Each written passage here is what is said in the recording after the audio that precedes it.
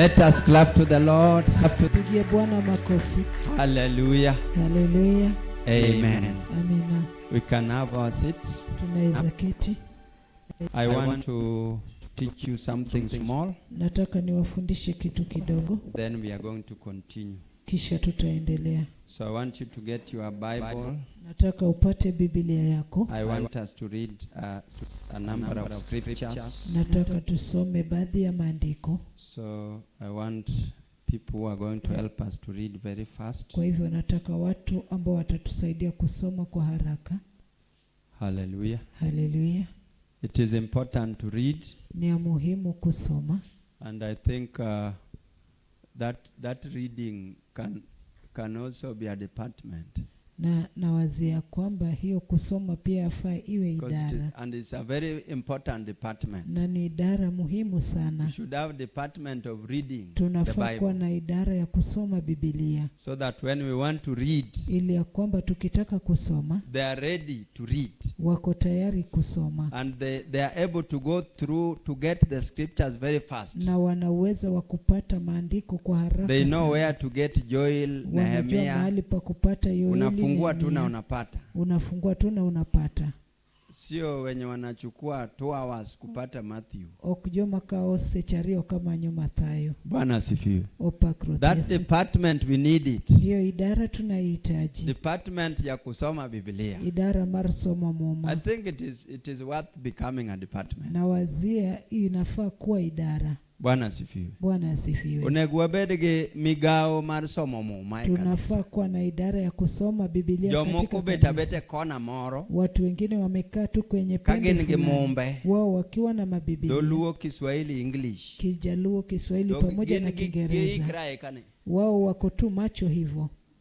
Bwana asifiwe. Bwana asifiwe. Jalo acho man Yeremia adek. Mhubiri amesema gani? Yeremia 3. Kisha wamefungua. They are ready. Wako tayari to read. Kusoma. Bwana asifiwe. They should even be faster than this screen. Wanafaa kuwa haraka kuliko kiwambo hiki hapa. I think that is a good department. Na wazia hiyo ni idara nzuri sana. I don't have the authority to start it in the ministry, but I think mimi sina mamlaka ya kuanzisha katika huduma, lakini na wazia. We can start it in our churches. Tunaweza ianza katika makanisa yetu. Bwana asifiwe. Sasa uko tayari na Biblia? Iko rigi mumbi. I want to teach you something small. Nataka niwafundisheni kitu kidogo. About salvation as a garment. Juu ya wokovu kama vazi. That is the topic. Hilo ndilo mada unaweza andika. Salvation as a garment. Wokovu kama vazi. Waruoka kananga. Wokovu kama vazi. Bwana asifiwe. Yesu. Salvation as a garment. Wokovu kama vazi. And I want us to read Isaiah 61 verse 10. Ningependa tusome Isaiah 61 mstari wa 10. And somebody will also read Psalms 132 verse 16. Mwingine atasoma Zaburi 132 mstari wa 16. So we can start from there. Isaiah 61 verse 10. Isaiah 61 mstari wa 10. Then Psalms 132 verse 16. Zaburi 132 mstari 16. Ukipata utasoma. Biblia inasema katika kitabu cha Isaiah 61 mstari wa 10, ninafurahia sana katika Bwana, nafsi yangu inashangilia katika Mungu wangu, kwa maana amenivika mavazi ya wokovu na kunipamba kwa joho la haki, kama vile bwana harusi apambavyo kichwa chake kama kuhani, na kama bibi harusi ajipambavyo kwa vito vyake vya thamani. Amenipamba na vazi la wokovu. Vazi la wokovu. Did we get English also, or the English team is not there? Nataka English Kijaluo, they are just ready.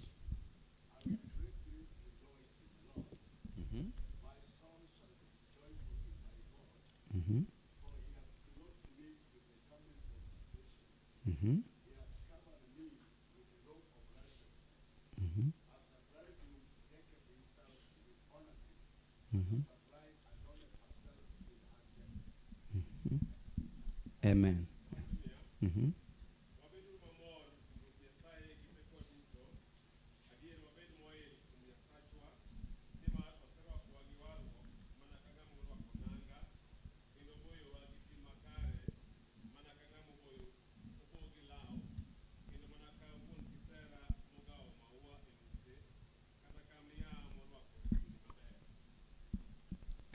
Dholuo kete maber. Kijaluo kimeiweka vizuri. Kamoro to kukete maber ahinya. Kuna mahali hajaiweka vizuri sana. Kang'ama naye maneno kukete maber ahinya. Hapo ndipo He has clothed with the garment of salvation. Amenivika na vazi la wokovu. Kiingereza imetoa vyema. Bishop Eroga King James. Utere direct. Inaieleza moja kwa moja. The garment of salvation. Vazi ya wokovu. Bwana asifiwe. Bwana asifiwe. Mano wacho ni the garment of salvation. Hiyo inaonyesha kwamba vazi ya wokovu. Utere direct. Inaelekeza moja kwa moja. Ukukete like. Haiweki ni kana kwamba. Bwana asifiwe. Bwana asifiwe. Psalms 132 verse 16. Zaburi 132 mstari 16, Biblia inasema nitawavika makuhani wake wokovu. Nitawavika makuhani wake wokovu. Nitawavika makuhani wake wokovu. Nao watakatifu wake watadumu wakiimba kwa furaha. Hiyo ni Kiswahili. Another language. Amen.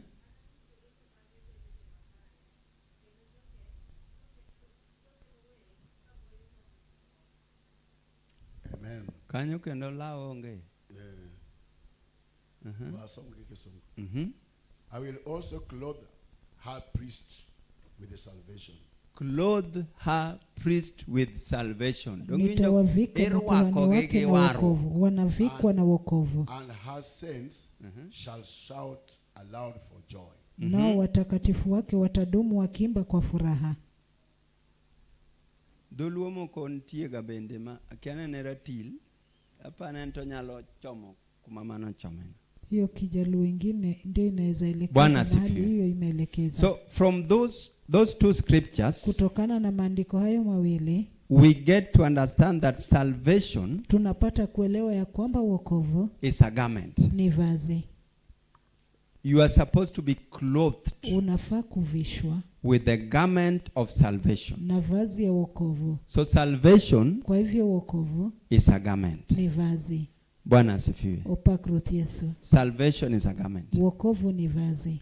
Now this revelation came to me. Hii ufunuo ilinikujia when I was studying the story of Joseph. Wakati nilikuwa najifunza kuhusiana na hadithi ya Yusufu. And how Joseph passed through challenges. Na jinsi Yusufu alipitia changamoto.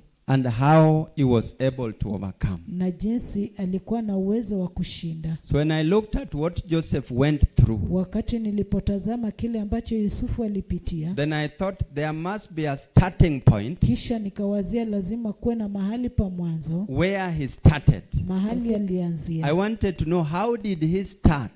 Nilitaka kujua ni jinsi gani alivyoanza. Because that starting point, kwa sababu mahali pa kuanzia, he must have tapped something lazima awe alikuwa ameshikilia that kitu kept him going, ambacho kilimwezesha kuendelea, even in the middle of challenges. hata katikati ya changamoto mengi. So when I went back, niliporudi nyuma, where the story of Joseph begins, mahali hadithi ya Yusufu ilianzia, in Genesis 37, katika kitabu cha Mwanzo 37, I think verse 3. na wazia ni mstari wa 3. Can we read that Genesis? Je, tunaweza soma mwanzo huo? Then I discovered kisha nikagundua there was a secret ya kwamba kulikuwepo na siri there. Hapo kulikuwepo na siri. Just read verse 1 up to verse 3, but I'm looking for verse 3. Kuanzia mstari wa kwanza hadi wa 3, Biblia inasema katika kitabu cha Mwanzo 37, Yakobo akaishi Kanani katika nchi ambayo baba yake alikuwa ameishi. Zifuatazo ni habari ya Yakobo. Yosefu kijana wa miaka 17 alikuwa akichunga makundi ya kondoo na mbuzi pamoja na ndugu zake zake wa mama wengine, yaani wana wa Bilha na wana wa Zilpa wake wa baba yake. Naye akawa akimletea baba yake taarifa mbaya kuhusu hao ndugu zake. Mstari wa 3 unasema, basi Israeli akampenda Yusufu kuliko yeyote miongoni mwa kaka zake, kwani ni mwanawe wa uzeni. Akamshonea joho lililorembwa vizuri sana. Amen. And Jacob dwelt in the land wherein his father was a stranger, in the land of Canaan. These are the generations of Jacob. Joseph, being 17 years old, was feeding the flock with his brethren, and the lad was with the sons of Bilhah, with the sons of Zilpah, his father's wives. And Joseph brought unto his father their evil report. Now Israel loved Joseph more than all his brethren, because he was the son of his old age, and he made him a coat of many colors. A coat of many colors. Joho lililorembwa sana. Ntie dhok modong mapok wasomo.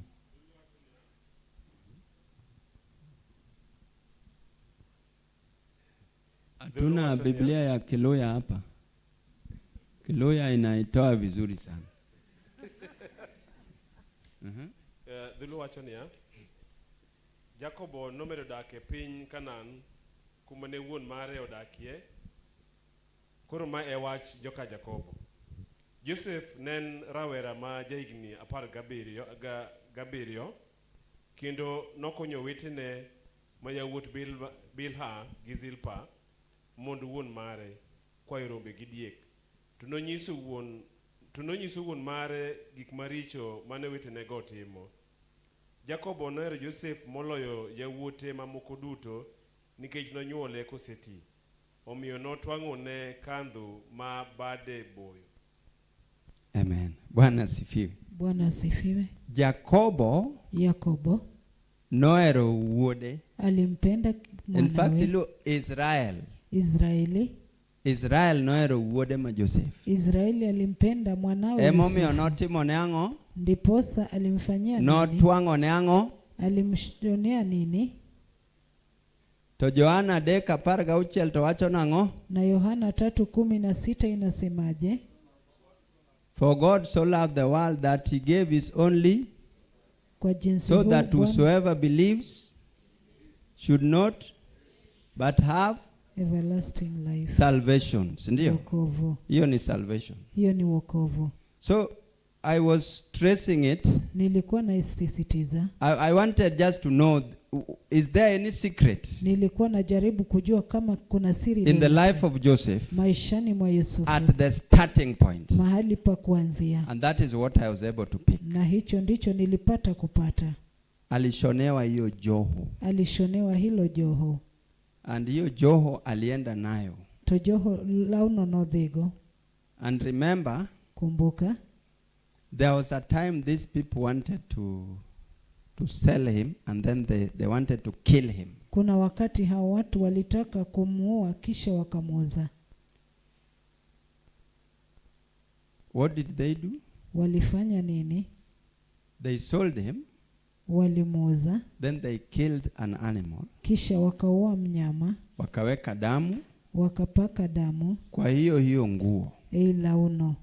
Wakarudishia baba yake kutambulisha Yusufu na hiyo nguo. Kaeto negitero ne wuon gi launo nikech launo ema wuon gi neng'eyo go Joseph. They just went to ask, can you identify? Walienda tu kuuliza, je, unaweza tambua kama this could be your son? Kama ndigo nyalo bedo wuodi. Bwana asifiwe. But I don't want to go into that. Sitaki niingilie hiyo.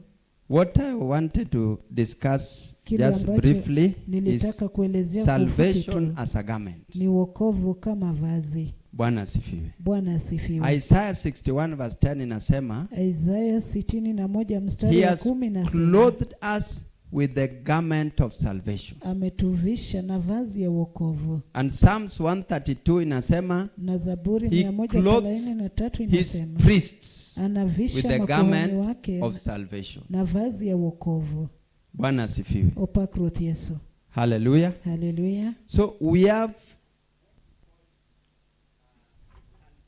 Kwa hivyo tuna kitu tunachoita wokovu. Wokovu ni vazi. warruok en nanga. Wokovu ni vazi. Salvation is a garment. Wokovu ni vazi.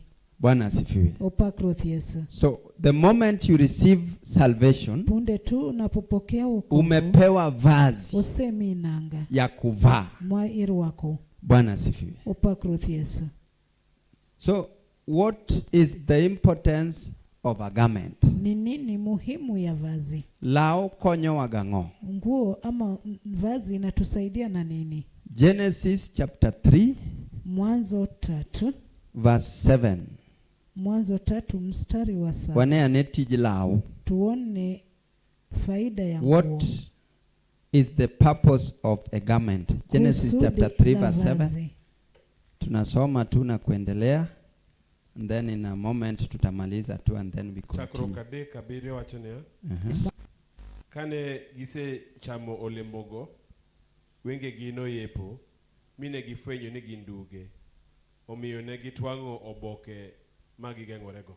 Biblia inasema ndipo macho yao wote wawili yakafumbuliwa, wakajiona kwamba walikuwa uchi.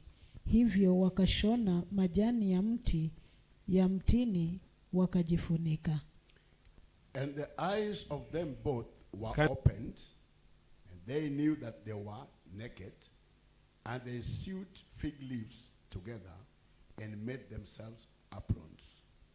Bwana asifiwe. Opakruth Yesu. That is the first reference to a garment in the Hiyo Bible. ni maelezo ya kwanza kuhusu mavazi kwa Biblia. And the purpose why they were making hiyo garment, Na kusudi ya kwamba walikuwa wanatengeneza hilo vazi. first of all they discovered they were naked. Ya kwanza waligundua ya kwamba walikuwa uchi. Then they wanted to cover their nakedness. Kisha walitaka kufunika uchi wao. Therefore they went to look for a Kwa cloth. hivyo walienda kutafuta nguo. Bwana asifiwe. Opakruth Yesu. Hallelujah. Haleluya. To cover their nakedness. Ili kufunika uchi wao. So what is the purpose of a garment? Kwa hivyo kusudi la vazi ni nini? Number one is to cover our nakedness. Ya kwanza ni kufunika uchi wetu. Hallelujah. Haleluya. Nakedness Uchi is not supposed to be seen. haifai kuonekana. Is not supposed to be seen. Haufai kuonekana. It must be covered. Ni lazima ufunikwe. Tunaelewana hapo? Be wawinjore kanyo. Tunaelewana? Wawinjore. Hallelujah. Haleluya.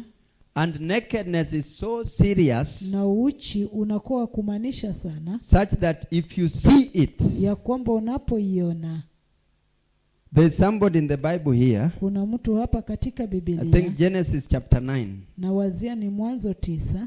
from verse 20 to 27. Kuanzia mstari 20 hadi 27. There is the story of the sons of Noah. Kuna hadithi ya wana wa Nuhu. One time Noah Wakati mmoja alilewa kidogo, Nuhu alilewa kidogo. akajikuta ako uchi. Kae tono yudore kae nduku. Bwana asifiwe. Opakruth Yesu. And then when it was like that, Tokane nduka mano. one of the sons called Ham, Achiel kuom yawuote miluongo ni Ham. he saw the nakedness of his father. Noneno dug wuongi. Bwana asifiwe. Opakruth Yesu. But Shem and Japheth To Shem gi Japheth tried their best, ne gitemo kar and nyalogi. they went and covered the nakedness of the father. Magidhi gi umo dug wuongi. Do you know what happened Ing'e gima notimore? when the father discovered that? Sama ne wuongi ofwenyo kamano. He cursed Ham Nokuong'o Ham. and he blessed Shem and Japheth. Kendo nogwedho Shem gi Japheth. Why did he curse Ham? Ang'o momiyo nokuong'o Ham? Because Ham saw the nakedness. Nikech Ham noneno duge. Bwana asifiwe. Opakruth Yesu. So nakedness is not supposed to be seen. Duk ok en gima onego bed ni neno. It is so serious En gima lich ahinya. that if you see it, you can be cursed. Ma kineno tinyalo kata mana kuong'i. And that is why those who expose their nakedness, Mane momiyo jogo magolo dugi oko they are cursing people. gikuong'o ji. Fwaeuru kama. Pungeni mkono Ng'en yenyu. kiwuotho duk ti ikuong'o ji. Unajua ukitembea Kelo uchi kuong. basi unaloani mtu. Kelo kuong'e dala e gweng'e Unaleta kumiwuothe laana no. katika boma kijiji Kuong mahali lilo. unapotembea. Bwana asifiwe. Emomiyo onego waumre maber. Ndiposa tunafaa kujifunika vyema. Nyaka walwak lewni moumo dugwa. Lazima tuvae mavazi ya Nikech kufunika uchi duk wetu. ok onego ne. Uchi haufai kuonekana. Duk nyaka Uchi lazima ufunikwe. Bwana asifiwe. Opak Ruoth Yesu. Emomiyo kwadwa joma wuotho duk. Ndiposa tutaki wale ambao wanatembea Kanisa wane uchi. ber kabisa. Hii kanisa yetu ni nzuri Opuonjo sana. waumo dugwa. Imetufundisha kufunika uchi wetu. Bwana asifiwe. Opak Ruoth Yesu. So nakedness is not supposed to be seen. Uchi haufai kuonekana. So the first purpose of a garment is to cover our nakedness. Kusudi la kwanza la vazi ni kufunika uchi wetu. To mano nyiso ane warruok be kae nanga Na hiyo ndio inatuonyesha kwamba to ikiwa uko oumo vazi, dugwa. basi inafunika uchi wetu. Yesu opake. Bwana Yesu asifiwe. Gik moko onego ne. Vitu ambavyo havifai kuonekana. Warruok umo. Wokovu hufunika. Yesu opake. Bwana Yesu asifiwe. Wafwaru badwa kama. Tupunge mkono Kech hivi. duk be kelo wich kuot. Kwa sababu uchi huleta aibu. You will be ashamed if you are naked. Utaibika ukiwa uchi. Even Adam and Eve, they were ashamed Hata Adamu nao aliaibika because of kwa nakedness. sababu ya uchi. So the first purpose for a garment is what? Kusudi la kwanza la vazi ni nini? To cover our nakedness. Kufunika uchi wetu. The second purpose of a garment, Kusudi la pili la vazi. let us read Exodus 28 verse 1 and 2. Tusome Kutoka 28 mstari wa kwanza na wa pili. Exodus 28 verse 1 and 2. Kutoka 28 mstari wa kwanza na wa pili. Biblia inasema, mtwae Aroni ndugu yake aliyeletwa kwako kutoka miongoni mwa Waisraeli, pamoja na wanawe Nadabu, Abihu, Eleazari na Ithamari, ili wanitumikie katika kazi ya ukuhani.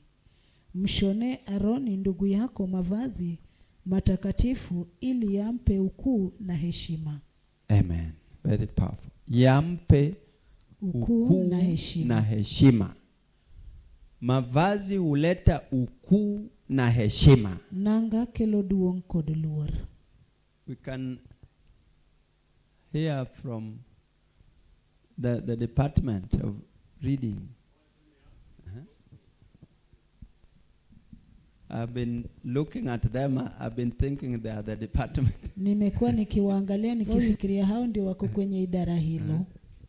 Owachoni agidhuluo.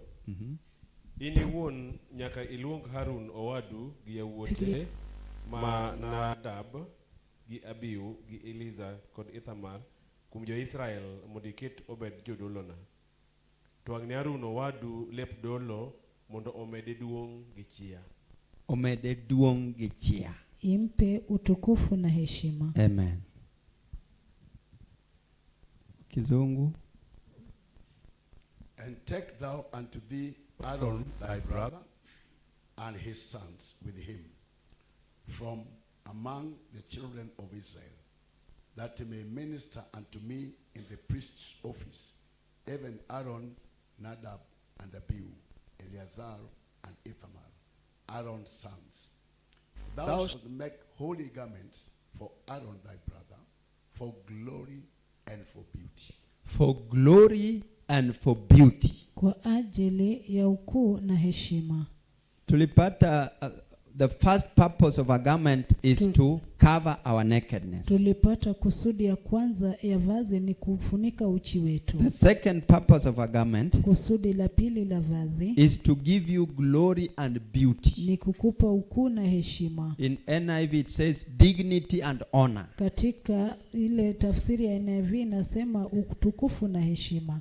Dignity is like glory. Utukufu ni kama ukuu. Something that puts you higher Kile than where you kinachokifanya are. uwe juu zaidi. Bwana asifiwe. Bwana You asifiwe. can be a small person, Unaweza kuwa mtu mdogo, but dignity will take you higher. lakini ile ukuu itakupeleka juu zaidi. Bwana asifiwe. Bwana asifiwe.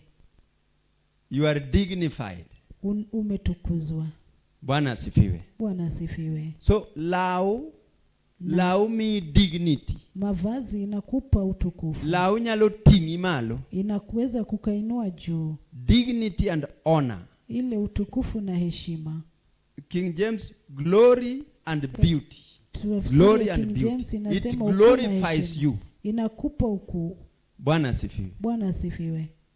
Na unaweza kuona when you go to a place, wakati unapoenda mahali, depending on the way you are put on, na kulingana na vile ulivyovaa, you will be placed somewhere. Basi utaekwa mahali.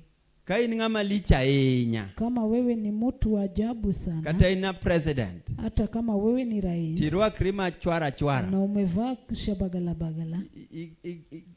Chwali kocha. Wewe unashongezwa kando. Iterie kumaburu ntiecha. Unawekwa mahali kuna vumbi. Bwana asifiwe. Bwana asifiwe. Tokirua krima ber. Lakini ukivalia vizuri, tineno kakoro inigi dignity. Unaona una ukuu fulani. Kori iketi koma joma dignity niti. Unawekwa mahali wakuu wako. Bwana asifiwe. Bwana asifiwe. Inyalo mnaki yudo kiwe niyo. Unaweza pata wanakuachia nje, wanakupisha. Mzee kaa pale. Mama bedika. Mama kaa pale. We bet kono. Wacha kukaa huko, kaa pale. Nikech lao mero wako. Kwa sababu ya vazi ulilovaa. Bwana asifiwe. Bwana asifiwe. Kinde moko na manadhi timo interview ma driving. Wakati mwingine nilienda kufanya interview ya kuendesha. Narwako sati moro maler marachar gi tai. Nilivaa shati nyeupe safi na tai. Chieng' mwedhe timnwa interview terwae road test mondo miwa license. Siku ya interview tulikuwa tunapelekwa barabarani ili kujaribiwa. Uketwa peny podi wuoyo kodwa. Tukapelekwa mahali bado wanatufundisha. No riemb ji ariyo, riemb kabisa. Watu wawili walifukuzwa, wakafukuzwa kabisa. Moro no biro korwako track suit. Mwingine alikuja kama amevalia track suit. Gi open shoes. Na zile viatu ziliwacha. Police no riembe, penye ichayo interview wani. Walifukuzwa, akaambiwa ya kwamba umedharau hii mahojiano yetu. Inge my interview, this is an office. Hii ni ofisi. Tirwa krinade. Unavaliaje? Koro police mokongo wuoyo kodwa kotieko. Polisi wa kwanza akanena nasi akimaliza. Wacha nikibire interview nyakirwa krima be. Akasema ukikuja kwenye interview lazima uvalie vizuri. Jaduong chungane. Asema mzee amka. Mae kakwa negirwa kriki the interview. Hivi ndivyo unafaa kuvalia unapoenda kwenye mahojiano. Okuongo penja. Akaniuliza. Okuongo penja duong in pastor kosini japuonj. Aliniuliza wewe ni mchungaji au mwalimu? Tingeni kose tieko session ento dhi. Akimaliza awamu yake akaenda. Kose dhi then koro ng'at mar ariyo be ochako biro. Akishaenda yule wa pili pia akaja. Koro ng'ani be wuoyo kotieko. Ule pia akaongea akimaliza. Obe otieko gi rwakruok. Yeye pia akamalizia mavazi. Onyisa ni jaduong chungane malo. Akasema mzee amka juu. Mae ng'ama chielo. Huyo ni mtu mwingine. Owacho ni kirwakri ka jaduong'ni. Anasema ukivalia kama huyu mzee, iparon bendi nyalo remo interview ni adie. Unafikiria kwamba utanguka mtihani huu wetu kweli? Jogo duoko na okinyal. Hao watu wanasema haiwezekani. Kanga cha doctor ginyisa no sekalo. Ule wakirudi wananiambia wewe tayari umepita. Tadier gima notimre kana donjo nilipoingia tu. Tie ng'ama non telo na odonjo hii. Kuna aliye nitangulia akakuwa wa kwanza kuingia. Ayudo kapodi ichande bau. Nikapata baada nasumbuliwa. Lane 1 kiango. Laini ya kwanza sija nasumbuliwa. Anen kaka donjo police moro seluonga. Mimi nikiingia hivi polisi akaniita. Omia penja ariyo kende. Nikapewa maswali mawili tu. Wakaniambia rudi. Mimi kuro ng'amo kuongo na. Nikamwacha huko yule aliyenitangulia. Nikech launomia dignity and honor. Kwa sababu vazi langu lilinipa ukuu na heshima. Bwana asifiwe. Bwana asifiwe. Koro you must put on well. Lazima uvalie vizuri. Hallelujah. Hallelujah. Nikech lauke oduk. Kwa sababu vazi hufunika uchi. Lau miduong. Tena vazi unakupa ukuu. Bwana asifiwe. Bwana asifiwe. Hallelujah. Haleluya. So that is what salvation also does. Hilo ndilo wokovu pia unafanya. Salvation as a garment Wokovu kama vazi is meant to cover your nakedness imewekwa ili kufunika uchi wako and also to give you glory na pia and kukupa beauty. utukufu na urembo. Glory and beauty. Utukufu na urembo. Bwana asifiwe. Bwana asifiwe. Salvation kelo glory. Wokovu unaleta utukufu. Sini wenyi. Sini winyi. Ngamawar. Yule aliokoka Manye chien kocha nyo wuothe e kuong maganyuola. ambaye hapo nyuma alikuwa anatembelea laana za ukoo. Kuong omiyo wange tar. Laana zimefanya uso umeparara. Wange tar ma joma ng'eyo to ng'ani nigi midhiero Uso kata chandruok. umeparara, wanaomwona Midhiero. wanawazia vile ako na shida mengi. Yesu paki. Bwana asifiwe. Ng'ano kowar. Huyo mtu akiokolewa Modonjo kuom Yesu. aingie ndani ya Yesu. Bwana asifiwe. Opakruth Yesu. Aino ka en gi glory. Unaona akiwa na utukufu. Nyakine pogruok e wang'e. Lazima uone mabadiliko kwenye uso wake. Winya pom na ng'ato penyi to en cha itiyoga Mombasa kose Unaweza kan. shtukia mtu akikuulizia unafanya kazi Mombasa au In wapi. gi okelo dignity moro Yani kanyo. unaleta ukuu fulani. Kata kidonjo kamoro. Hata ukiingia mahali Tineno ka ji chal ka gima luor matin. unaona watu kana kwamba wanaogopa Ji kidogo. chachni. Watu wanaenda Yesu paki. Bwana Yesu asifiwe. Bwana asifiwe. Opakruth So Yesu. salvation brings dignity Wokovu huleta ukuu and honor. na heshima. Bwana asifiwe. Bwana asifiwe. So now Vazi. a garment Vazi is meant to cover your nakedness imewekwa ili kufunika uchi wako and then to glorify you, na pia kukutukuza, to exalt you, kukukweza, to beautify you, kukurembesha, to give you dignity. kukupa ukuu. Hallelujah. Haleluya. Eumio nyaki lao mirwako. Ndiposa lazima uangalie vazi We unalolivaa. kwanya lao miyudo ni dhi go kamara. Wacha kuokota tungo yote uliyopata ya kwamba unaenda nao mahali. Many lao, Tafuta nguo. yier lao kata kidwa dhi kamoro. Chagua nguo hata ukitaka kwenda mahali. Hallelujah. Haleluya. Sami wuok kidhi oko, Unapotoka ukienda nyaki nje, yier lao. lazima uchague nguo. Ka ine puodho to ber. Puodho Ukiwa nyalo yudo shambani t-shirt ni moro. afadhali unaweza valia t-shirt fulani Ilongi moro ma booth matin. na longi yako ambayo imechakaa Lakini kidogo. kisetieko, Lakini ukimaliza kakori wuok, ukitaka kutoka nyaki bed gi lao maber. lazima uwe na nguo Mami nzuri duong. ambao nakupa ukuu. Makata kichopo kamoro. Ukifika mahali To kada pok iwuoyo. hata kabla uongee, Kata ka ji loso wach moro to. hata kama watu walikuwa wanatengeneza jambo Kati onge fulani, wachno. hata Ipo kama mna una kiwacho ni jambo wapenje jaduong' ni ento wacho nang'eyo. unashtukia wakiuliza, wacha tuulize huyu mzee anasema nini, Gineno kagima opinion nino nyalo konyo kwa sababu piny. wanaona ni kama wazo lako linaweza saidia ulimwengu. Hallelujah. Haleluya. So salvation Wokovu is a garment. ni vazi, And a garment should cover your nakedness na vazi unafaa kufunika uchi wako and then give you glory na and pia beauty. ikupe utukufu na urembo. Hallelujah. Haleluya. Wadhi maber. Ofuayo Tunaendelea rubadwa vizuri, kama. tupunge mkono hivi. Amen. Amina. Koro adwa wuoyo mana matin kuom the garment of salvation. No? Nataka ninene kidogo kuhusu vazi la wokovu. But kapok awuoyo kuom the garment of salvation, Na kabla ninene vazi la wokovu, adwa somonu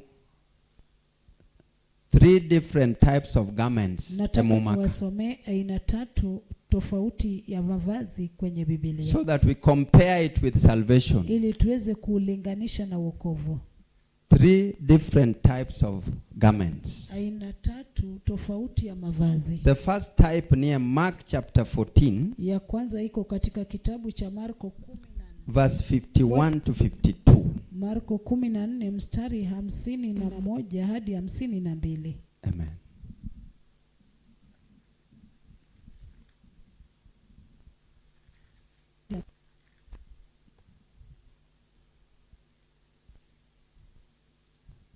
Arito your department. I'm waiting for the department.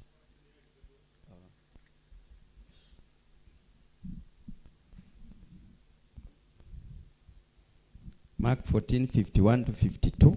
Mark 14:51 Marika Paga Ngwen Kichako prabich kaishil wacho niya. Ano sama nomaki Yesu koro weche tek. Hapo ni wakati Yesu alishikwa, sasa mambo yakakuwa magumu. Wacho niya.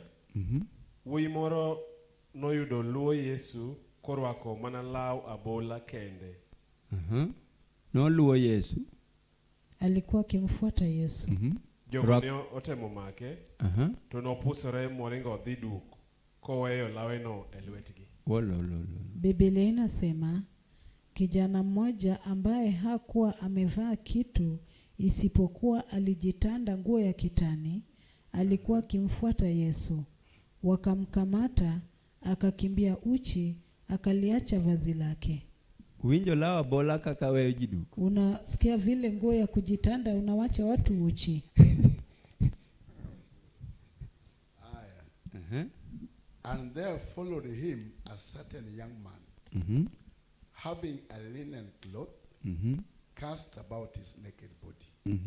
The young man laid hold on him, and he left the linen cloth and fled from them naked. Bwana sifiwe. Uchi. Linen. Kizungu kete koro keno mea angeo linen wagi. Linen. Ile kitamba. Linen apanen lao machalo gi magi. Kitamba na wazia ni kama uchalo leso. Ibole dendi. Unaichukua tu unairusha kwenye mwili. Dana monyuolo minwa nen ga gi lawa bola. Nyanya yangu walikuwa na hiyo nguo ya kujitanda. Nana gi machalo leso. Ni kitu ka leso. Nana waga samoro waketo ogole gi chien kono. Naona wakati anaivana utaona huku nyuma. Tontie kako kalo. Kuna vile inapita. Tochako kele kono. Kisha naileta tena kwingine. Tuwechi beno kane kitwe. Sikuwa naona pia ikifungwa. Koroko nikose umo kato bade ni todong oko. Akifunga hivyo, akiweka huko. Umo kono. Kisha inafunika huku chini. Koro uotho kode ya uotha. Sasa anatembea tu. Bwana asifiwe. Bwana asifiwe. Lawa bola. Doluo kendo kete mabe. Lawa bola. Ibole ya bola. Inatandwa tu. Eni bole ya bola makaweche te. Inatandwa tu ya kwamba maneno ikiwa tinyalonge duk modong. Unaweza kimbia uchi kisha ikabaki. Bwana asifiwe. Bwana asifiwe. Koro jomoko be nigi warruok machal kamano. Kuna watu walio na wokovu kama huo. Warruok machalo lawa bola. Wokovu ambao ni kama nguo ya kujitanda. Mansa maweche te. Wakati mambo ni magumu. Oluomna Yesu kaberberi. Anamfuata Yesu ikiwa rahisi. To kaweche tekno mera. Lakini mambo yakiwa magumu kumwambia wewe. Anakimbia mbio.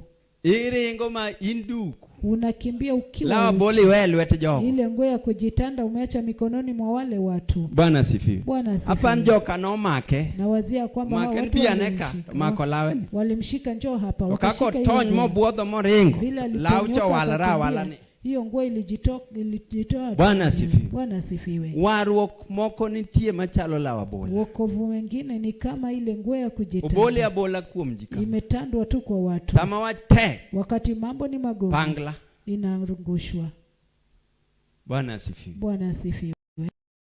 Kind of a garment. Basi tuna aina hiyo. It's wokovu. just a linen covering. Ni ile vazi tu ya kufunika. It is very easy. Basi ni rahisi. To put it on. Kuivaa. And to put it off. Na pia kuivua. When things are tough. Wakati mambo ni magumu. Toa mara moja. Unaitoa mara moja. Nikimbie uchi. Aringa dhiduku. Kase chopo kucha kenacha kamanyo la bola machia. Tafuta nguo nyingine ya kujitanda. Bwana asifiwe. Bwana asifiwe. Warruok moko chal kamano. Wokovu mwingine ni kama hivyo. En warruok mar lawa bola. Ni wokovu ya nguo ya kujitanda. Eni bole bola. Inatandwa tu.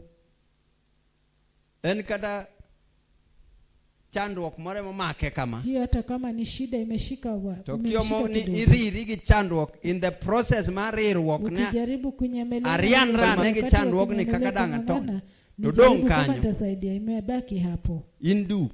Wewe uko uchi. Yesu pak. Bwana Yesu. Kore ringo iworo kake tonjo karindu. Unakimbia unafikiria vile unaponyoka kumbe uko uchi. Uko uchi. Bwana asifiwe. Bwana asifiwe. La monego umdugi cha odong. Vazi iliyofaa kufunika uchi wako umebaki. Lawa bola. Vazi la kujitanda. Nia ne warruok mainoka en lawa bola. Penja ne nyawaduni be in gi lawa bola kosi. Uliza ndugu yako, je uko na nguo ya kujitanda? Muulize. Chiewe penje. Muamshe umuulize. Warruogi ne lawa bola. Wokovu wako ni nguo ya kujitanda. Doluo kete mamet manade. Kijaluo imeiweka vizuri sana. Kijana noyudo ka weche tek. Huyu alipata kama maneno ni magumu. Yesu ochomo karanga wi Yesu Golgotha. amefikia Weche mahali tek. pa kifo. Golgotha. Mambo ni Ingena magumu. askache ka negen makongi yangiani. Wale maskari walikuwa wakali wakikuangalia tu hivi, kuja hapa. Ingeni tero Yesu toluwe abe anja punjre Yesu. Yesu anapelekwa na mfuata Yesu Adineno kamitere ruodhwa kanye manyono. Naenda kuona mahali wanapeleka Bwana wangu, hapo ndio analuo ruodhwa. mimi namfuata Adhi Bwana kode wangu. nyaka kama tek. Naenda pamoja naye. Kaja ukolokre na omera. Walipogeuka na kumwangalia wewe, Kako morne ni to tetni. vile walimgurumia yeye Kaja ukomone akatetemeka. make ni to ngwe. Wakijaribu kumshika La akatoroka. bolo donkani. Ile nguo ya kujitanda ikabaki. Waje na fadhali atony duk. Anasema afadhali niponyoke nikiwa uchi. Fadhali adhi duko nena kan duk to. Afadhali niponyoke Ase nikiwa uchi. tony wanione ngima na nikiwa otony uchi, duk. lakini nimeokoa maisha yangu. Bwana asifiwe. Bwana asifiwe. Koro wan gi lewni machalo waruk machalo lawa bola. Tuko na wokovu ambao ni kama nguo ya kujitanda. Bwana asifiwe. Bwana asifiwe. En tije yot malich. Kazi yake ni rahisi mno. Haleluya. Haleluya. Jo Mombasa emohere. Watu wa Mombasa ndio wanaipenda sana. Jo Mombasa dhi kode baf. Watu wa Mombasa wanaienda nao kwenye bafu. Ena suka moro mobawe del to. Ni leso tu iliyowekwa kwenye sego mwili. leti luokri. Ukifika unaitoa hivi Se na umete unaoga. de. Umeifunika unarudi. To tek mna ka ng'wecho wuok. Na ni vigumu tu wakati mbio imetoka. Yesu paki. Bwana asifiwe. Sama ing'enyo ng'wech gi muchi te nyako lwar Wakati piny. unakimbia na nguvu yako yote lazima ianguke chini. Onge kamomaki. Hakuna mahali iliyokushika. Kaki keyo bede nini. Vile unapeperusha Eka kogonyre to mikono, lwar. inajifungua na kuenda. Bwana asifiwe. Bwana asifiwe. So that is the first type. Hiyo ni aina ya kwanza. The second one is Zechariah chapter 3. Ingine ni From verse Zekaria 1. mlango wa 3 kuanzia mstari wa kwanza. But I want us to look verse 3. Zechariah chapter 3 from verse 1 to verse 3. Zekaria 3 mlango kuanzia mstari wa kwanza hadi wa 3. We can read. Biblia inasema, ole wa mji wa dhalimu, waasi na waliotiwa unajisi. Hautii mtu yoyote. Zechariah wachonia chakre adek achiel wachonia. Bang'e Ruoth Nyasaye nonyiso Joshua jadolo maduong' kochung' nonyisa. Bang'e Ruoth Nyasaye nonyisa Joshua jadolo maduong' kochung' e nyim malaika mar Ruoth Nyasaye, kendo ne aneno Satan bende kochung' e bad Joshua korachwich mondo donjne. Eka malaika mar Ruoth Nyasaye nowacho ni Satan niya, yaye Satan, Ruoth Nyasaye mondo kweri adier. Ruoth Nyasaye moseyiero Jerusalem obed mare owuon mondo kweri. Ng'atni donge chalo gi yien moyudhi kaliel e mach. 3. Noyudo ka Joshua ochung' e nyim malaika no korwakore gi lewni mochido. Biblia inasema katika kitabu cha Zekaria mlango wa 3 mstari wa kwanza hadi wa 3, kisha akanionyesha Yoshua kuhani mkuu akiwa amesimama mbele ya malaika wa Bwana, naye shetani amesimama upande wake wa kuume ili amshtaki. Bwana akamwambia shetani, Bwana akukemee Shetani. Bwana ambaye ameichagua Yerusalemu akukemee. Je, mtu huyu sio kijinga kilichonyakuliwa kwenye moto? Wakati huu Yoshua alikuwa amevaa nguo chafu alipokuwa amesimama mbele ya malaika. Amen. And he showed me Joshua the high priest standing before the angel of the Lord, and Satan standing at his right hand to resist him. And the Lord said unto Satan, the Lord rebuke thee, O Satan, even the Lord that hath chosen Jerusalem rebuke thee. Is not this a brand plucked out of the fire? Now Joshua was clothed with filthy garments and stood before the angel. Amen.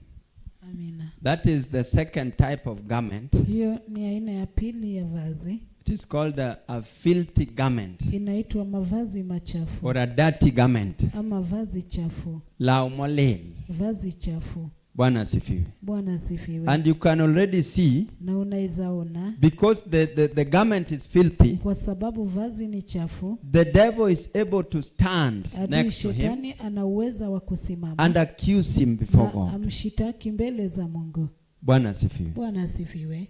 He has a dirty garment, Ana vazi chafu and the devil is attracted to it. na adui shetani amefurahishwa He naye. wants to make claim on him Anataka kuleta lawama juu yake because it is dirty kwa sababu ya vazi and to chafu accuse him before na God. kumshtaki mbele za Mungu. Let us wave to the Lord. Tumpungie Bwana. So we can also have this kind of salvation. Tunaweza kuwa na aina hii ya wokovu, Salvation that is dirty, wokovu iliyo chafu, filthy. iliyochafuka. Hallelujah. Haleluya. When you have a filthy salvation, Ikiwa una wokovu chafu, salvation that is mixed with sin, wokovu uliochangamana na dhambi, it will attract Satan basi itamfurahisha adui and shetani he will accuse you na atakushtaki before the Lord. mbele za Bwana. Bwana asifiwe. Bwana asifiwe. That is why you should be careful. Ndio maana unafaa kuwa mwangalifu. If salvation is a garment, Ikiwa wokovu ni then it vazi, should not be dirty. basi haifai kuwa chafu. Make sure your salvation is clean. Hakikisha kwamba wokovu wako ni safi. Because the moment it is dirty, Punde tu inapochafuka, it will attract the adversary itafurahisha adui and shetani he will accuse you. na atakushtaki. Bwana asifiwe. Bwana asifiwe.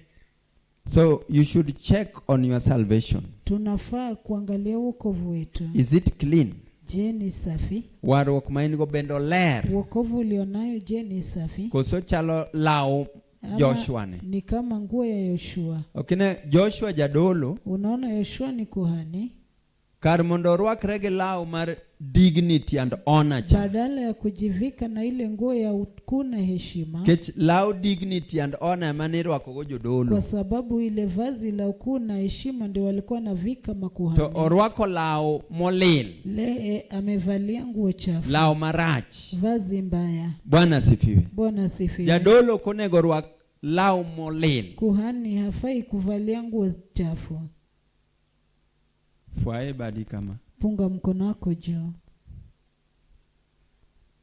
Akiana kuonga uwe lil ma physical. Sijui ni nene ile uchafu wa kiasilia.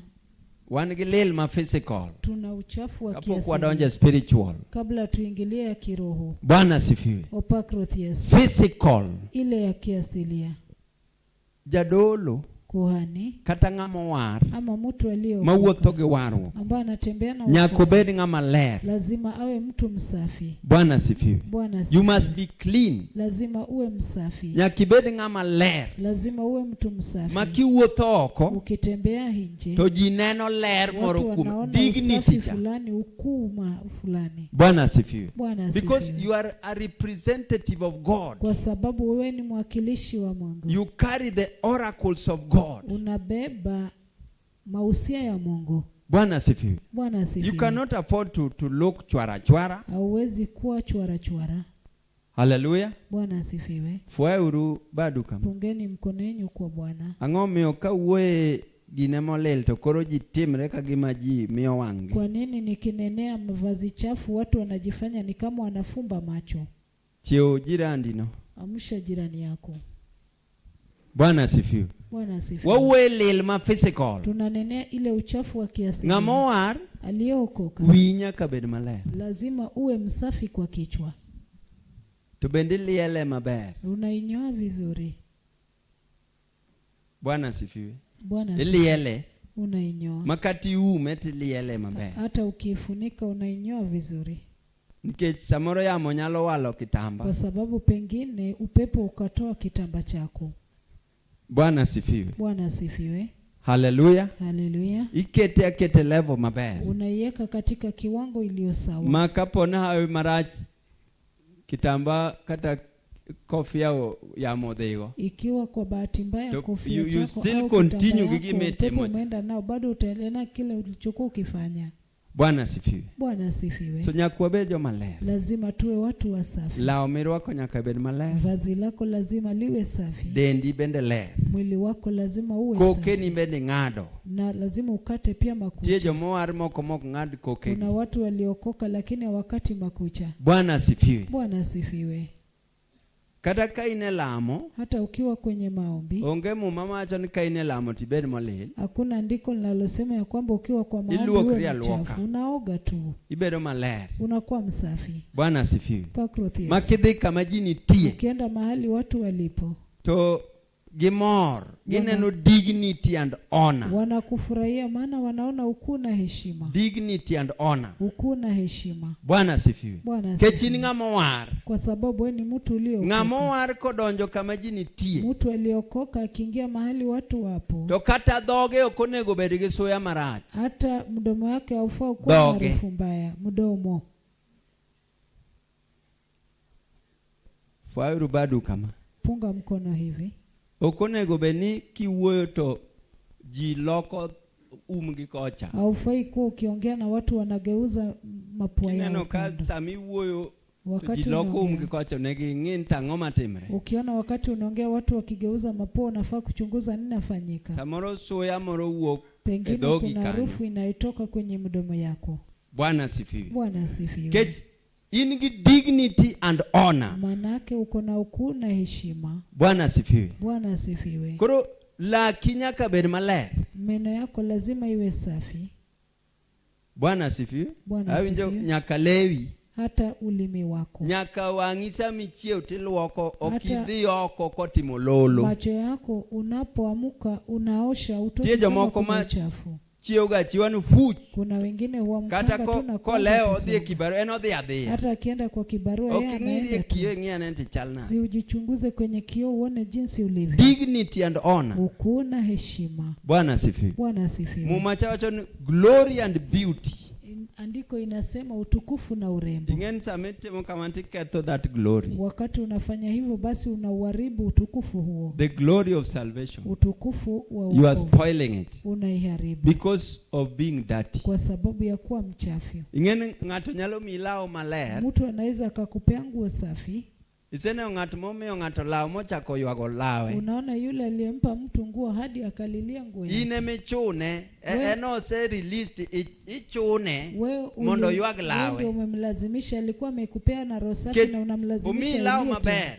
Alikupea nguo nzuri. Man gi dignity and honor. Iliyo na ukuu na heshima. To kakoro neno kakidhi kode. Lakini akiona vile unavyoendelea na hilo. Oyo amakada na akao gina menga machela. Anasema hata ningechukua hiyo kitu nimpe mtu mwingine. Kech lao manyeler migo pas morit. Kwa sababu nguo inakuwa safi. Luoko kode sende. Inavaliwa wakisha. Maka. Anabeba nayo makaa.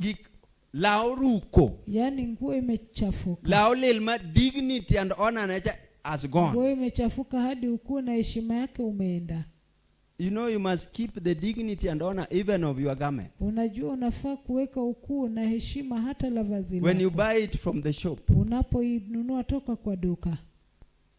It has some honor and dignity. Ina heshima fulani. You should maintain. Lazima uidumishe. Obeda no ti. Iwe tu imezeka. Ketito nyalo ti. Kwa sababu kuzeka unaweza zeka. Obeda no ti. Iwe tu imezeka. Tokni imae dignity. Lakini si ya kwamba umeinyang'anya ukuu wake. Koro ka ng'ato ng'ieto wacha na mae koro kanyal katege mianono kanyal ka. Akiona anasema hii hata nikipewa bure siwezi chukua. Bwana asifiwe. Upakrothi Yesu. So one give physical. Tuko na kiasili. Then we have the spiritual. Kisha tuko na ile ya kiroho. Spiritual filthiness. Kiroho, uchafu wa kiroho. There are people who are now spiritually filthy. Kuna watu ambao ni wachafu kiroho. Hallelujah. Hallelujah. There is sin in your heart. Sin in your heart. Kuna dhambi moyoni mwako. Sin in your mind. Dhambi katika akili yako. Sin everywhere. Dhambi kila mahali. Bwana asifiwe. Bwana asifiwe. You are defiling that garment. Wewe unalinajisi vazi hilo. Eumio warwok. Ndiposa wokovu. Oluoro chilo. Inaogopa uchafu. Warwok oluoro chilo ma physical gi ma spiritual. Wokovu unaogopa uchafu wa kiasilia na wa kiroho. Koro nyakirite. Lazima uulinde. Lao momino nyakirite. Vazi ulilopewa lazima uulinde. fwauru bado kama. Punga mkono wenu hivi. Waseyudo lewni kidodi Tumepata mavazi ya aina ngapi? ariyo. The Aina first one mbili. was Ya kwanza ilikuwa linen, lawa bola ile nguo ya kujitanda, ya kitani. ya kujitanda. The second one, La pili filthy garment, ni vazi chafu, law molil. nguo chafu. So let's look at the last one. Tuangalie ya mwisho. We are going back to Genesis chapter 3 verse 7. Tunarudia Mwanzo 3:7. Genesis chapter 3 verse 7. Mwanzo 3:7. We are looking at salvation as a garment. Tunaangalia wokovu kama vazi. Umepata the department of Mwanzo reading. 3:7 Biblia inasema, ndipo macho yao wote wawili wakafumbuliwa, wakajiona kwamba walikuwa uchi, hivyo wakashona majani ya mtini wakajifunika. Chakro kadek abiro wachone. Kane gisichamo olembego, wengegi noyepo, mine gifwenyo ni gin duge, omiyo ne gitwang'o oboke mi gigeng'orego. Ne gitwang'o oboke mi gigeng'orego. Mano bene law. Wakajishonea majani ya mti wakajifunika na huo. So pia the ulikuwa third mavazi. type of garment Aina ya tatu ya mavazi is the garment of leaves. ni ile mavazi ya majani. Leaves. Majani. Hallelujah. Haleluya. You get leaves to make a garment. Unapata majani ili ukaweze kulitengenezea vazi. Chon kane watindo ne walosoga skirt mar oboke. Hapo awali tukiwa watoto tulikuwa tunatengeneza sketi ya matawi. Wakao tol moro Tunachukua kamba fulani. wapango oboke korie piny. Tunapanga matawi yakiangalia chini. Kisha tunafunga. Bwana asifiwe. Opakroth Yesu. Chieng mikuongo lose oberni. Siku ambao umeitengeneza ni nzuri sana. Imiel kode maber. Unacheza nayo vizuri. Bang dalaria dek kidhi. Baada ya siku 2-3 ukienda Yudo ko tuo ma koro unapata imegeuka. kitemo tueto oboke kalwara. Ukijaribu kuifunga matawi inaanguka. Bwana asifiwe. Bwana asifiwe. Juma achiel to koro onge. Wiki moja basi haipo. Okonyal. Haiwezi. Praise the Lord. Bwana asifiwe. So if you have this kind of garment, ukiwa na aina hii ya mavazi, it means it is going to dry up. Inaonyesha kwamba itakauka. It will dry Itakauka after a short time. baada ya muda mfupi. So we have salvation that is like leaves. Kuna wokovu ambao ni kama majani. When you get saved, it is very new. Unapookoka ni mpya sana. But after a short time, Lakini baada ya muda mfupi, it is no longer the garment that you saw. basi si vazi tena ulilolishona. Tie jomoko makowar Kuna watu ambao wakiokoka bang dalaria dek. baada ya siku 2-3, Koro kata kinyise ni wadhi e kanisa. ukimwambia twende kanisani, Osetuo. yeye amekauka. Otuo. Amekauka. Yesu paki. Bwana Yesu asifiwe. Otuo onge. Amekauka, hayupo tena. Okonyal bire fellowship. Haezi kuja kwenye ushirika. Okonyal worship. Haezi abudu. Gik Nyasaye go koro onge go. Mambo ya Mungu hana shughuli nazo. Praise the Lord. Bwana asifiwe. So we have garment of leaves. Tuko na mavazi ya majani. It is a garment Ni mavazi that cannot stay for a long ambao time. huwezi dumu kwa muda mrefu. It will not withstand the heat. Hautastahimili ile jua. It will dry up very fast. Itakauka kwa haraka sana. Bwana asifiwe. Opakroth Yesu. So those are three. Hayo ni aina tatu. Those are three. Hayo ni aina Now tatu. I want to come now finally to the garment of salvation. Nataka sasa hatimaye niingililie ile vazi ya wokovu. The real garment of salvation. Ile vazi haswa ya wokovu. We are going to read two scriptures. Tunaenda kusoma maandiko mawili. Then we'll finish. Kisha tutamaliza. Let us start with Genesis chapter 3 verse 21. Tuanze na ile kitabu cha Mwanzo 3:21. Biblia inasema, Bwana Mungu akawatengenezea Adamu na mkewe mavazi ya ngozi, akawavika.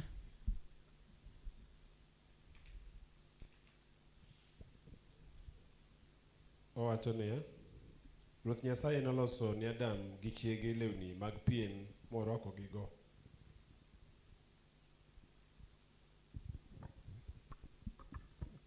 And to Adam also, and to his wife, did the Lord God make coats of skins and clothed them. Bwana asifiwe. Opak Ruoth Yesu. So we want to come to the garment of Tunataka salvation. kujia sasa vazi la wokovu. Already, I want us to compare it with the last one we have seen, the garment of leaves. Nataka tulinganishe hiyo na ile vazi ambayo tuliona ya mwisho, vazi la majani. The garment of leaves Vazi la majani was made by Adam and Eve. ulitengenezwa na Adamu na Hawa. It was made by man. Ilitengenezwa na mwanadamu. And then the garment of leaves, Kisha mavazi ya ngozi, the garment of leaves, ile mavazi ya majani they came from the leaves of a tree. yalitoka kwenye majani ya mti. Which means they were plucked from a tree. Inamaanisha ilitolewa kwenye mti. The tree Ilichunwa. was not interfered with, Mti haukusumbuliwa, but they just plucked. lakini walichuna tu matawi. And then thirdly, Ya tatu, this kind of garment could not last. hii aina ya mavazi haungedumu, It was going to dry up. ilikuwa inaenda kukauka. But now the garment Lakini vazi in Genesis 3:21, katika Mwanzo 3:20 Number 1, ya kwanza, it was made by God. ilitengenezwa na Mungu. It was made by Ilitengenezwa na God. Number Mungu. 1. Ya kwanza. Number 2, Ya pili, it was made from a skin of an animal. ulitengenezwa kutoka kwenye ngozi ya mnyama. Now, if it came from the skin of an animal, Ikiwa ilitoka kwenye ngozi ya mnyama, do you think that animal is alive or je, dead? unafikiria kwamba mnyama huo yu hai ama alikufa? Is it alive or dead? Je, hai ama ilikufa? Have you ever seen an animal that is walking without skin but is Umaiona alive? mnyama ambao unatembea bila gozi na iko hai? Iseneno lemora moramo Umaiona mnyama nen yote omai ogolpien chao dangte imetolewa podonge ile ngozi mano yote, chama lum odhi bado adhiambe. iko hai na kula tu nyasi ikisonga mbele. Mano ok nyalre. Hiyo haiwezekani. Tiendeni, this animal was killed. Kumaanisha mnyama huu aliuawa. So that is the second thing. Hiyo ni jambo la pili. And then the third thing, Kisha jambo la tatu, skin is long lasting. ngozi unadumu milele. So that means this garment Inamaanisha vazi is hili long lasting. ilikuwa ya kudumu. So number 1, Ya kwanza, the garment, vazi this garment now, hili vazi sasa it came from God. ilitoka kwa Mungu. That scripture says Mungu ndiye alitengeneza. Andiko hilo lasema ya kwamba Bwana Mungu aliutengeneza. Then he sacrificed an animal. Kisha akaua mnyama. So there was a sacrifice. Kulikuwepo na sadaka. The way Christ was also Kama sacrificed vile Kristo pia alitolewa sadaka to give us salvation. ili atupe wokovu. And this garment, Na vazi hili it is long lasting. ni ya kudumu kwa muda The mrefu. salvation that you have, Wokovu ulio nao it takes you to eternity. inakupeleka katika umilele. It will survive the storms of life. Itaweza kustahimili dhoruba ya maisha. It will survive heat. Itastahimili jua. It will survive the problems. Itastahimili shida. And it will take you into Na eternity. itakupeleka katika umilele. Bwana asifiwe. Opak Ruoth Yesu. Hallelujah. Haleluya. Fwaibadi kama. Funga mkono wako hivi. Ineno pogruok. Umeona tofauti? Are you seeing the difference? Je, unaona tofauti? The garment of leaves Vazi ya majani was made by man. ulitengenezwa na mwanadamu. But by garment of salvation we are talking about Lakini vazi ya wokovu ambao was tunanena made by God himself. ulitengenezwa na Mungu mwenyewe. Then number 2, Kisha ya pili, the leaves. majani. Normally when you pluck leaves, the tree is just left. It's surviving. Unapochuna majani basi mti You utaendelea don't need kukua. to cut down the tree Haufai kukata mti to get the leaves. ili ukapate majani. But for an animal Lakini kwa mnyama to get the skin, ili upate the ngozi, animal must die. lazima mnyama awe amekufa.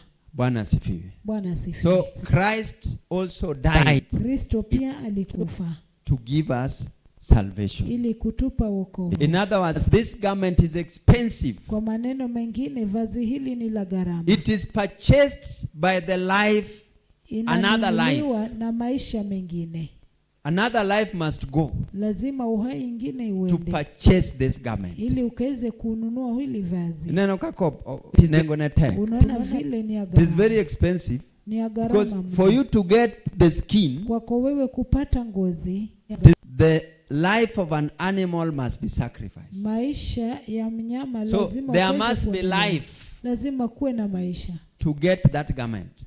ili ukaweze kupata vazi hilo. Eomiyo Yesu bene nyaka tho Ndiposa Yesu pia ilibidi afe mondo kelnwa waru. ili atuletee wokovu. Bwana asifiwe. Opakroth Yesu. That is the second thing. Hilo ni jambo Then the la third pili. thing I've said, Jambo la tatu nimesema, this garment is long lasting. vazi hili ni la kudumu milele. If you have a skin Ikiwa una ngozi and leaves na unaishi and you leave them for 2 weeks or 1 month, na unaiacha kwa when you come back, ukirudi, the leaves will have dried totally.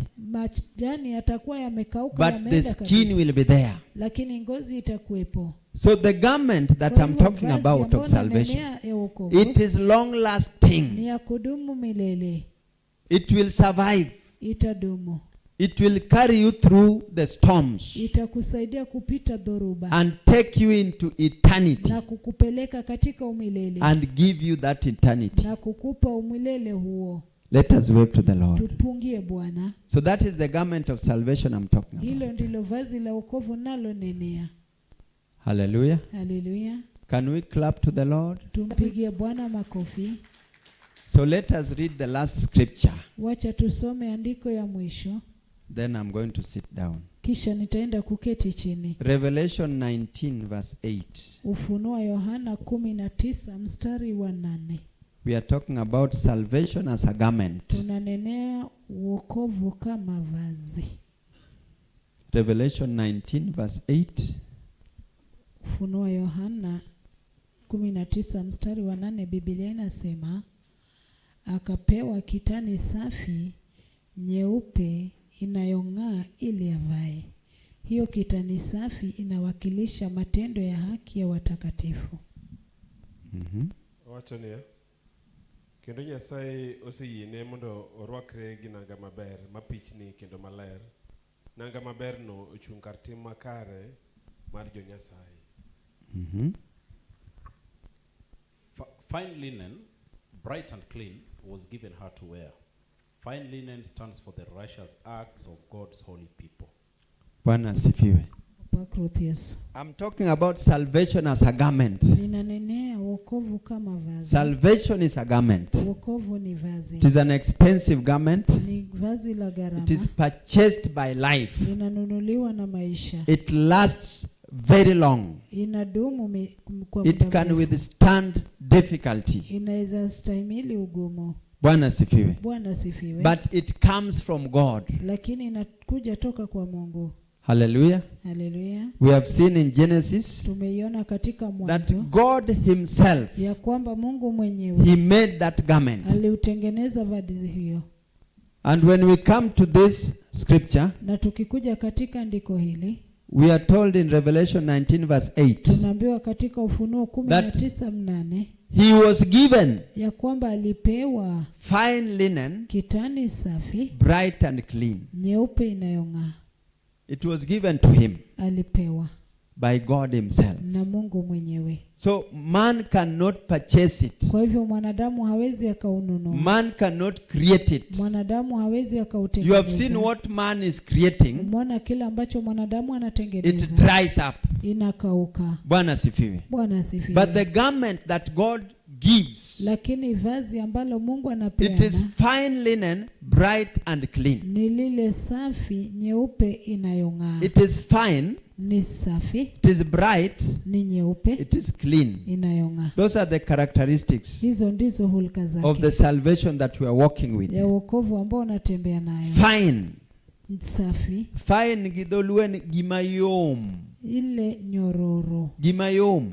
kitu nyororo. Tendeni en warruok kumikale to onge gimogwaro. Inamaanisha wokovu mahali unapopita kuna Ok en kitu gima kwa kugwaza. gwagwa. si kitu ya gwagwa. kugwaruza gwaruza. Yesu paki. Bwana asifiwe. Ng'amowar kamikale. Aliokoka mahali umepita. Onegi kalku oyuore. Unafaa unapita ikiwa imenyoka. Okonegi weji galama. Haufai kuacha watu na alama. Okonegi bede file. Au Nge file. File kata kit kamasia. Ama ile Nge file. la kamasia.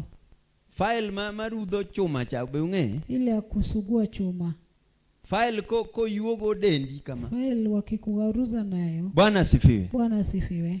Kada joma akange koda wan gi funde mag rangi ka. Siji kama tuko na fundi Nitie wa brush rangi. moro ma chuma. Kuna brush ingine ya chuma. Mirudho go korot. Ambao wanasugua Kati nao rudho go ukuta. rangi moseti. Ama wanasugua nao rangi iliyozeka.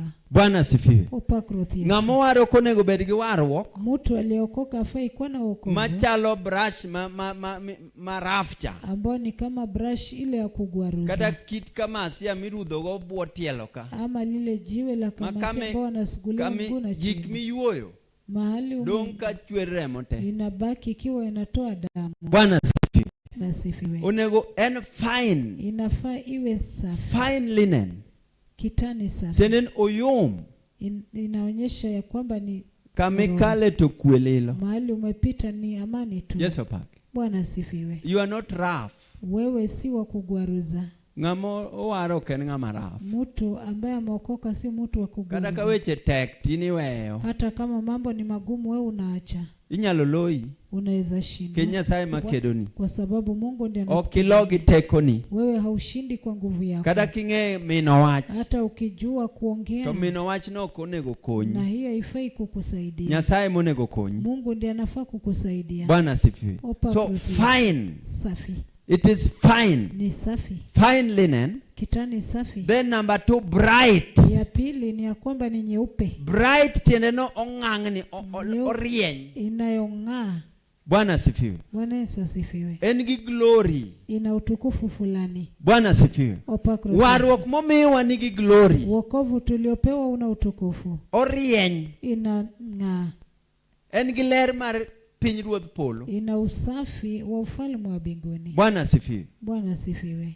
Ok en gima mar ma ka ng'ato manyo kitu to ok ambayo yud kore maber. vizuri, mtu akitafuta En gima hawezi rieny. kuelewa. Inang'aa. It is attractive. Ni ya kuvuruta macho. Bwana asifiwe. Bwana asifiwe. En gima ok inyal pando. Ni kitu ambao huwezi ficha. En kata isoyo mno onge to nena Hata nena. ukiweka kwenye blanketi inaonekana. Macha to warruok ni e iye Hiyo kacha. wokovu iko hapo ndani. Orieny. Inang'aa. It is bright. Ni Market. safi. Then bright is not safi. Inang'aa. Inang'aa. Bright. And then number 3, clean. Kisha ya tatu ni ya kwamba ni safi. Clean nao ndio safi. Safi. Warruok mowuothogo Wokovu ambao anatembea nao en gima ler.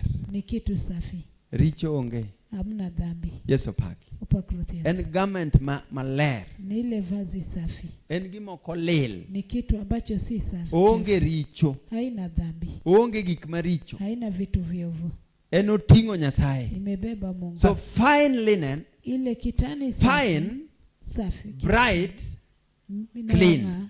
Na ni safi. those are the characteristics Hizo ndizo of hulka the garment that we have been given. ya vazi ambayo tumepewa. And then finally we are told Kisha hatimaye tunaambiwa that this fine linen, ya kwamba kitani hiyo safi it stands for the righteous acts of saints. inawakilisha matendo ya haki ya In watakatifu. other words, righteousness. Inasimamia uhaki. The salvation that we are walking with Wokovu ambao tunatembea nao is salvation of ni righteousness. wokovu wa uhaki. Righteousness Uhaki is the key thing. ni jambo muhimu. It is the main characteristic Ndiyo of our salvation. hulka kuu ya wokovu wetu. Kendo ene mopogowa gi lemo mamoko. Tena inatofautisha na Kech ng'ama war nyaka bed ng'ama wuotho e ler. aliokoka lazima awe anatembea kwa utakatifu. Bwana asifiwe. Upakruth Yesu. So that is the salvation Hiyo ndio wokovu that the Lord has given to us. ambao Bwana ametupa sisi. May the Lord bless you. Bwana na wabariki. Aneno ka is almost saa apar ema dhi romo. Naona inaelekea kufika saa 10. I want us to worship the Lord Nataka tumwabudu Bwana briefly. kwa ufupi. Then we shall continue with the program that is Kisha remaining. tutaendelea na ratiba ambayo unabaki. Hallelujah. Haleluya. want us to worship the Lord Nataka tumwabudu Bwana, and rejoice before the Lord. kisha tufurahi mbele za Bwana. I know we still have our overseers Najua bado tuna